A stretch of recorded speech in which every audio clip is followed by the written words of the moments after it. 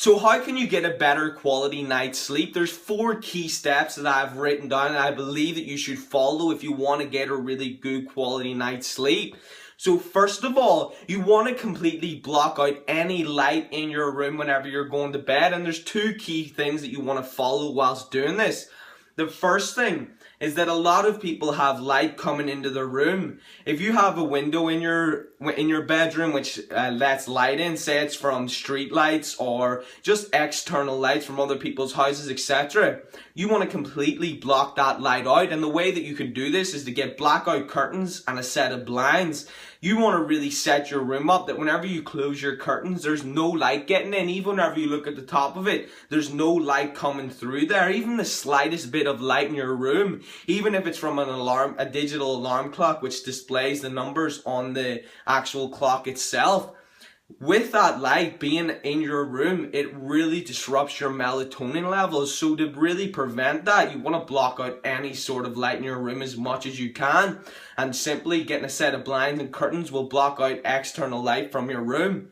Second of all, you want to really discontinue your blue light exposure whenever you're going to bed. So if you, obviously there's a lot of people who want to watch TV before they go to sleep. There's a lot of people who are running stuff online and they need to check their emails right until they go to bed. That's fine, that's okay. Obviously it's better to try and reduce the usage as you get closer to your bedtime, but I understand that a lot of people need to do that. However, once you go to bed, you need to set aside that is time that you sleep and it's not time to work. So don't be checking your emails, text messages and Facebook whilst you're trying to fall asleep. Make sure your brightness is way down and you set your phone away from you. So for me personally, I use an iPhone, so I set it on airplane mode, and if there's a chance that someone might need to get in contact with me, I put it on do not disturb mode. I believe that you should do that because if you have it extremely loud, whenever you get a text message and your phone goes off, it brightens the whole room. Then whenever you're looking at your phone, it's like looking into the sun. So the first thing that's going wrong here is you're getting woken up in the middle of the night by the noise of your phone. Your whole room is brightening up. Second of all, whenever you're looking at the phone, it's like looking into the sun. This isn't natural and disrupts and confuses your body. That's not a good way to try to go to sleep with that in your head, with that confusion. So what you want to do is try and stop this during the night. So by putting your phone on silent or airplane mode, it really helps stop this. So if you've stopped your blue light exposure and your exposure from light from outside sources, that's really going to help set you up for a better quality night's sleep. Second of all, you want to really make sure that the reason that you're going to sleep is to recover. If you are someone who lies around the house all day and you don't really do any exercise or activity, what's the real reason that your body's going to feel the need for rest?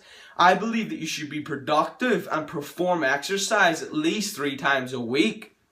And I mean be productive every single day. Obviously, if you are getting up early and you're doing stuff throughout your day and then to finish off the day you go do some exercise, well that means that you've expended a lot of energy. You've had a lot of energy expenditure, you've done a lot of things and your body's going to need to recover from that. So if you compare the person who had 8 hours sleep and lay around the house all day and another person who had 8 hours sleep, had been working all day and then after work went and did some exercise, well that second person who's done all that exercise, do you not think that whenever that person goes to fall asleep, they'll have a far deeper, more grounded and effective sleep rather than the person who was lying around all day?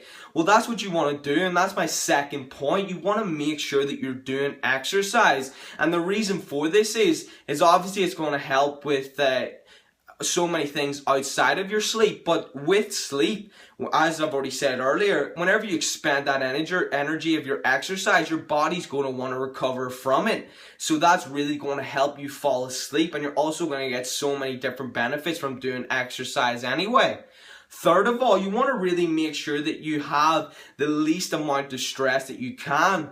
And that's the most important point. Whenever you are going to bed, you want to make sure that you're completely relaxed. If you're going to bed with a lot of stress, you have a lot of negative thoughts going on, you have a lot of pressure going on, well, that type of person, if you look at this from an outside perspective, how is that person going to have a good quality night's sleep? To sleep, you need to be relaxed and comfortable. If you are stressed, uncomfortable, thinking a lot of different thoughts, and your mind is completely awake, you're more than likely releasing adrenaline in your body, which is the stuff that gets you up and going to use that fight or flight movement. So if you're stressed and uptight and focused and going through 1,000 thoughts a second, that's not a good way to fall asleep. So you want to relax as much as possible. And the best way to do this is set aside conscious time to alleviate any problems that you've had earlier on in the day. And this is something that I used to do if I was experiencing problems. And what I mean by this is that I would have a notepad beside my bed, and before I would give myself 15 minutes before I fall asleep to write down what I need to do the next day. Rather than falling asleep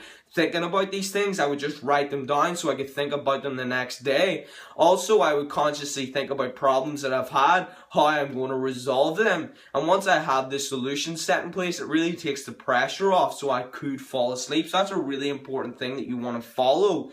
The fourth thing is your caffeine usage. Now, if you are following those 3 steps and you find that you're getting an amazing night's sleep, you won't need to follow this.